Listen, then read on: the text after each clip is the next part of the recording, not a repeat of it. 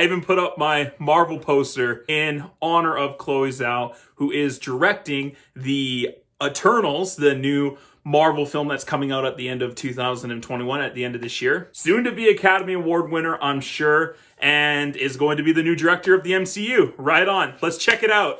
Her new film. Yes. 1, 2, 3, 4!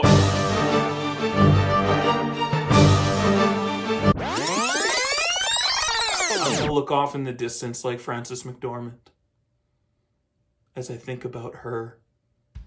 What an actress. Hey everyone, welcome to Mr. Teach Film Preach, and if you're a lover of films like I am, and if you love to learn from films as much as I do, then perhaps you are in the right place, and if you're in the right place, click like down below and subscribe. That would be wonderful and beautiful, just like this movie. Gorgeous landscapes, contemplating life. I love it. Let's continue through my Academy Award nomination series.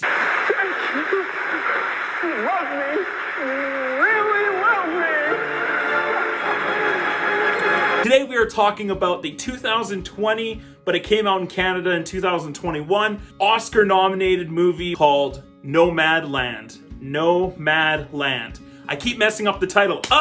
Nomadland is about a woman in her 60s who has been devastated by the American recession, also just being hit by life itself. Her husband had passed away. The town of Empire, which is a real place in Nevada, the mine and the workers and the whole town collapsed when the mine went down. The town was just abandoned, and so she's kind of left with nothing, and so she becomes a van-dwelling nomad and who roams around kind of the western part of the United States and Arizona, Colorado, Nevada. She travels around in this van and she meets people as she grieves the loss of the life that she had before all this happened. You know, if you think about it, she lost her house, her job, her husband, her friends, the family that she built in that town, everything, and it's really tragic. So I think there's a lot of things that Chloe Zhao put into this film. It's a really hard look at the American dream, the sort of life of working forever and retiring and what that looks like, and the hardships of money. It is full of themes about the American recession, about the economy, grieving and loss, and how people struggle through those things and how that can look different for some people compared to others. Living the nomad lifestyle, what that can kind of look like. Having a community, a sense of belonging, and helping each other out. And especially in a time where America, it looks like the country is so divided, and this movie really is talking about having a sense of community, a sense of belonging, pulling people together, coming together and being stronger that way. And you see that through the nomad lifestyle and when they meet up with Bob Wells in the Arizona desert. Even a loss of life and a loss of a life that you had before. So there's all these great themes that are being presented in this movie. First of all, Frances McDormand, I mean, what can I say? She's brilliant. She is one of our generation's best actors, and she is fantastic. The reason I'm rooting for Frances McDormand to not win the Academy Award, she's won a couple of times. She's regarded as one of the best actors. We don't need for her to win another golden statue, right? It's Mario. I had a little bit of a bias against Frances McDormand coming into this film, and she won me over.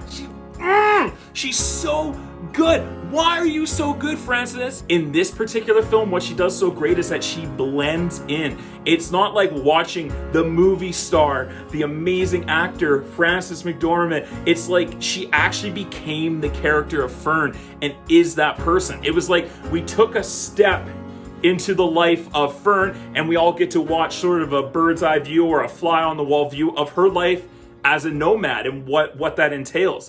And Frances McDormand steps into that role with such ease, with confidence, with a ferocity, but it's a controlled ferocity, and it's fantastic. It is acting at its best. And I can see why the Academy is probably going to give her the Golden Statue for Best Actress. Even though for me, might not be the choice that I would have necessarily voted for in this particular year. However, I understand why they're going to probably give it to her. You really get to see that character, Fern, through this amazing performance. I think her performances in Fargo and Three Billboards Outside Ebbing, Missouri are a lot more stylish, sort of these epic characters, where this is a very real grounded, down to earth, real life person. And that sort of takes another level of acting and performance. In that regards, I have so much respect for her.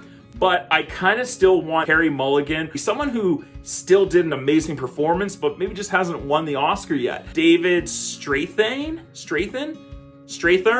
I can't say his name right. He's a fantastic actor. I'm sure you've seen him in some movie at some point in your life. And I just wanted to quickly highlight him because he was a great sort of grisly love interest and a fellow nomad person along with Frances McDormand, and I think he does a fantastic job in this film as well. Chloe Zhao, coming off of a great movie with The Rider, again, she took some real life people and made them a big centerpiece of the film. Throughout this whole movie, other characters like Linda May, Bob Wells are actual real people, real nomads. The performances that Chloe Zhao is able to pull out of these amateurs is amazing. Writing to their strengths, really showing them as real people. And again, blending that with Frances McDormand playing her role, Fern, and just being able to fit in so well with actual real life people. And I'm so happy this is the second thing I've got to see her do.